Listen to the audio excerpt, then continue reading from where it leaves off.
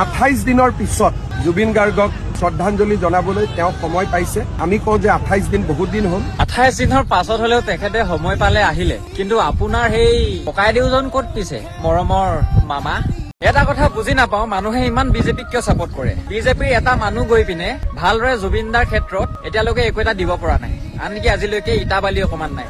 আপোনালোকে কিয় নেদেখে যে অখিল গগৈ ডাঙৰীয়া আৰু আমাৰ ভিক্টৰ দাই তাত গৈ ডেইলি এইকেইদিন চোৱা চিতা কৰি আছে? ইমানখিনি দেখা পাছতো, আপোনালোকে মেইন হত্যাকাৰী কোন জনা পাছতো ইমান কেনেকে মনে মনে বহি থাকিব পাৰিছে?